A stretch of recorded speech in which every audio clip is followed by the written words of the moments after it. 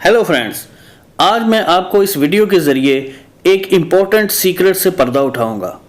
आज आपको मैं ये बताऊंगा कि लोग क्यों सक्सेस को संभाल नहीं पाते और क्यों दोबारा गुमनामी के अंधेरों में गुम हो जाते हैं।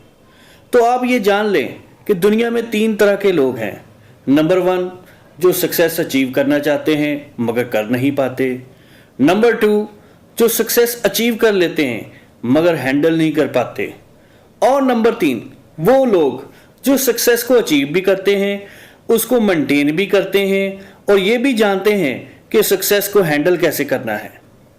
सक्सेस को हैंडल करना सक्सेस अचीव करने से ज़्यादा मुश्किल है। बहुत सारे लोग ज़िंदगी में कामयाब तो हो जाते हैं मगर वो कामयाब नहीं रह पाते।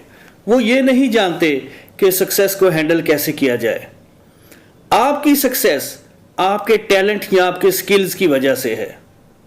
आप अच्छे एक्टर बन सकते हैं, राइटर बन सकते हैं, पेंटर बन सकते हैं, जर्नलिस्ट, एंकर बन सकते हैं, स्पोर्ट्समैन बन सकते हैं, बिजनेसमैन बन सकते हैं, लॉयर, टीचर, कुछ भी बन सकते हैं।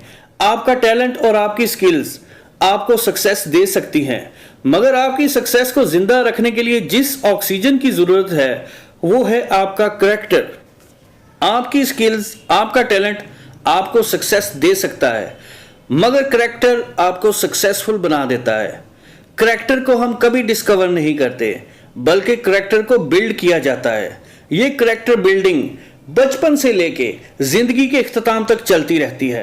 जिस तरह एक गार्डन की देखभाल की जाती है और उसमें गैर जरूरी जड़ी बूटियों को उखाड़ फेंका जाता है, इसी तरह करैक्टर की भी केयर की जाती है। उसको मुसलसल मॉनिटर किया जाता है और नेगेटिव इन्फ्लुएंस, बिहेवियर और एटीट्यूड को ख़त्म किया जाता है। याद रखें, हमारी लाइफ में आने वाले एक्स्ट्रा ऑर्डिनरी हालात हमारे करैक्टर को बिल्ड भी कर सकते हैं और ब्रेक भी कर सकते हैं।